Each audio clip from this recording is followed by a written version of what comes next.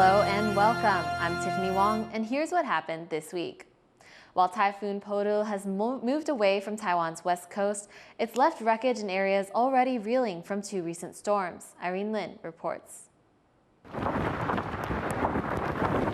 Blustery winds whipped down the roads of Pingtung in southeastern Taiwan, sending rooftops flying and cutting off electricity. Podul, the third typhoon to hit Taiwan this season, has left a trail of damage in this corner of the country. While the tropical southeast is used to big storms like this one, people here say they're tired of the bad weather repeatedly interrupting their daily lives. 因为我们是做生意啦，怕东西会坏掉啊。这边是算是灾区啊，每一次的那个台风一过境，就是交通就瘫了。因为我好久以前遇到这个台风的时候，有的时候会停电，然后我自己自备发电机。 After making landfall on Wednesday morning, Typhoon Podul dropped about 300 millimeters of rain across the eastern counties of Hualien, Taitung, and Pingtung. Strong wind and rain knocked many of the country's remaining pomelos and custard apples off their branches, only weeks before the optimal harvest period.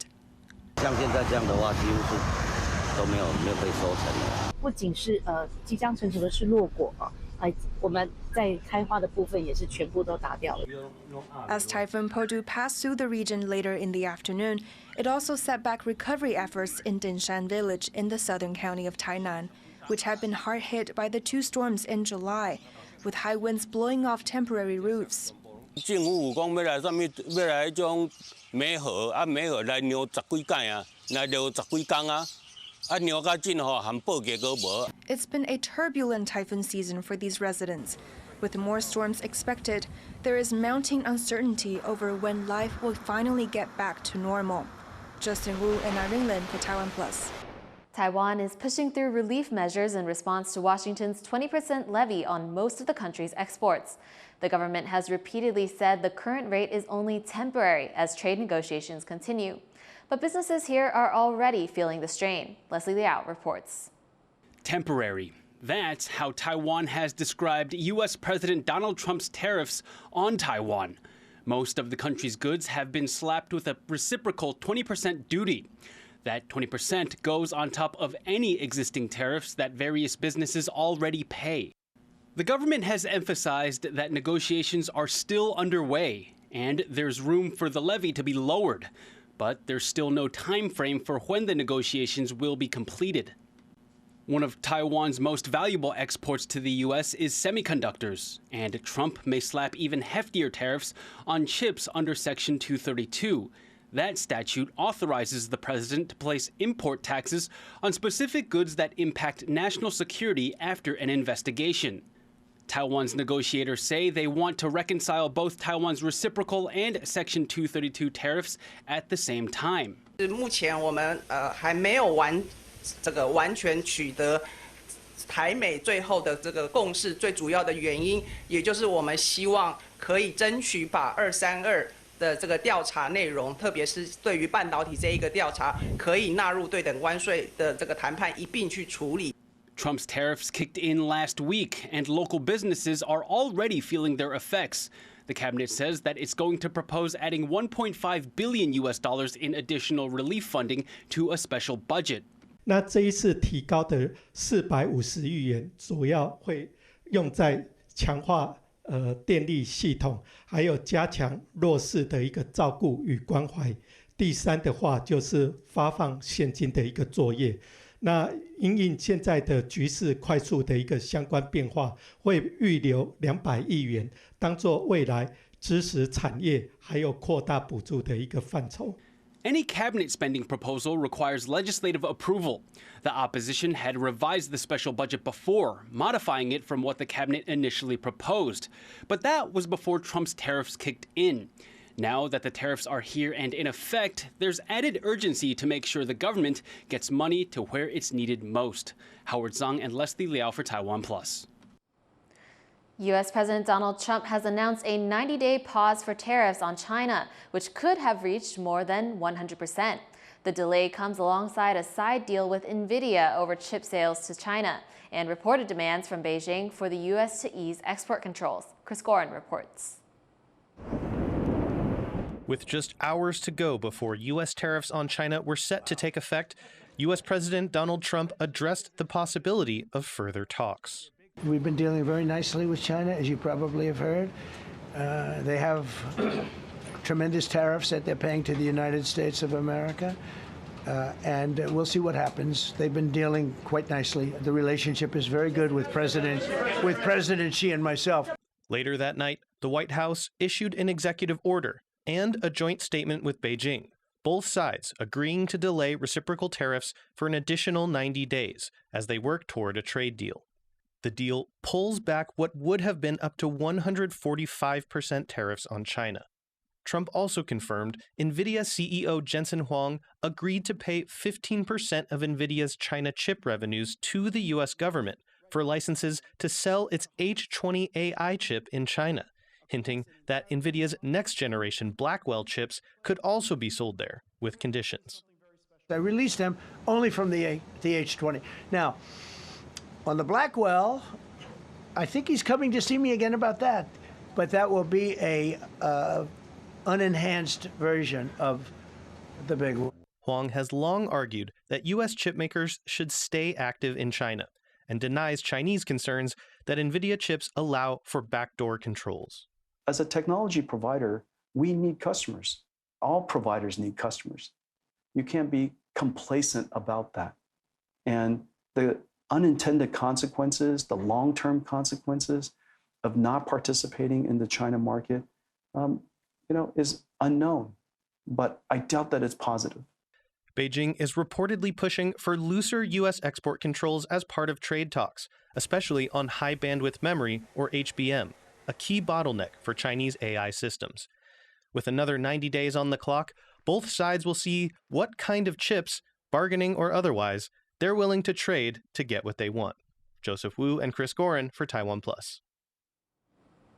On the final day of World War II, Japan's emperor made a choice that still shapes Taiwan today. His surrender set off the Cold War, hastened the end of colonialism in Asia, and paved the way for the Taiwan we know now. Bryn Thomas reports from Tokyo.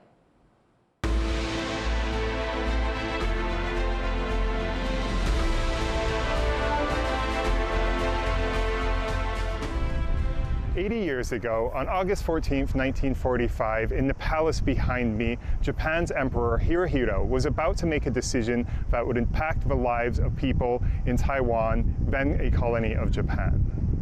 Just days earlier, on August 6th, the United States had dropped an atomic bomb on Hiroshima. On August 8th, the Soviet Union had declared war on Japan, and on August 9th, the United States dropped another atomic bomb on Nagasaki. Let there be no mistake. We shall completely destroy Japan's power to make war. If they do not now accept our terms, they may expect a rain of ruin from the air, the like of which has never been seen on this earth. With pressure mounting, the emperor chose to surrender. That decision changed the fate of one of its colonies, one that held an important status in Japan's empire-building ambitions, Taiwan. Taiwan plays a role from the early years of the Japanese Empire in 1895. It's going to be first a showcase for the Japanese civilizing experiment. They're going to take this backwater, this kind of Chinese backwater, and they're going to model it and make it like modern Japan. By the end of World War II, Taiwan had been a Japanese colony for half a century, a period of both considerable development and oppression and violence. Many Taiwanese were serving in the Japanese military when the emperor surrendered. More than 200,000 Taiwanese were mobilized to work and serve in the Japanese military over the period of the war. Records show that a good number of Taiwanese, and many of them were well-educated Taiwanese, served as interpreters in southern China. The war ended Japanese rule in Taiwan, but not the violence. The subsequent Chinese Civil War saw the Republic of China, or ROC, lose control of mainland China before retreating to Taiwan. Its rule began with a brief period of chaotic violence, then settled into decades of quiet oppression.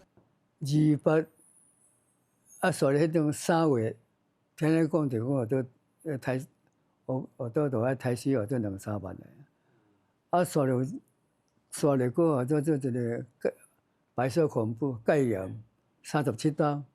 迄阵的艰苦啊，偏日本时代搁较艰苦。日本时代你艰苦，日本人要配食啊米互你。迄阵哦，讲好了伊句无头无早，有钱嘛无得食米。The fall of Japan's empire started a new world order, ushering in the end of colonialism in Asia and leading to the Cold War. It also shaped Taiwan's ongoing political landscape, but it came at a great cost in lives. Taiwan lost around 40,000 people in World War II, mostly conscripts and bombing victims. Across Asia, the war claimed an estimated 20 to 30 million lives, with the heaviest losses in China, where up to 20 million died from combat, massacres, famine, and disease. For its part, Japan lost 2.5 to 3.1 million people, including more than 400,000 civilians, with 90,000 dying in the March 1945 firebombing of Tokyo alone. Captured Japanese films show the Emperor Hirohito surveying the ruins of his capital on the eve of surrender. Wherever he looks, there's nothing but desolation, heralding the end of Japan's opium dream of world conquest. Although the imperial palace made it through the war largely unscathed, Emperor Hirohito had seen the ruins of Tokyo nearby here and would have carried that memory with him as he made his way to his bunker to record his surrender speech. It aired the next day on August 15, 1945. Japan would formally surrender on September 2nd, and the next month it would lose control of Taiwan. Ryan Wu, Jeffrey Chen, and Bryn Thomas in Tokyo for TaiwanPlus. Every year on August 14th, people around the world come together to remember women who were forced into sex slavery during World War II.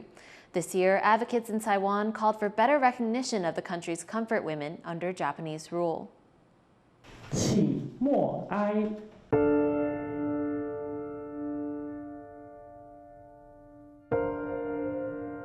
Here at the Amma Museum in Taipei, a moment of silence for the country's comfort women, those who were forced into sex slavery by Japan during World War II.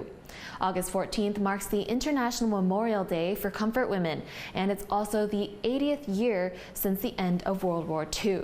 Taiwan had a complicated role in that conflict, fighting as a colony of Japan, and after its surrender, being incorporated into the Republic of China, an allied combatant. An estimated 200 Taiwanese young women and girls were recruited as comfort women during the war. The Taipei Women's Rescue Foundation has collected the narratives of over 50 of them, whom they call Amma, or grandmother in Taiwanese Taigi, as their existence wasn't revealed until decades after the war, when they were already seniors. The last of these women died in 2023. Now the foundation is calling for improved education about Taiwan's comfort women for young students. 战争已经落幕了，但是对于受害的阿嬷而言，他们的创伤跟追寻正义的旅程从来没有停止。同时，这件事是台湾历史的一部分。我们认为人民有权利要知道这段历史的真相。They are also pushing for Taiwan to have a museum dedicated to women's history and women's rights. The National Human Rights Commission says they asked the government in 2022 to provide adequate education on the human rights violations of comfort women. The Ministry of Education did not respond to a request for comment. By sharing these Amma stories, these advocates hope to shed light on the atrocities of World War II and place responsibility on Taiwan's government to promote equal rights to ensure the memory of the country's comfort women is not lost to history. Luffy Li and Tiffany Wong in Taipei for TaiwanPlus. Thank you for watching Here's What Happened. Before we go, check out these animals staying cool at the Rome Zoo. I'm Tiffany Wong, take care and see you next time.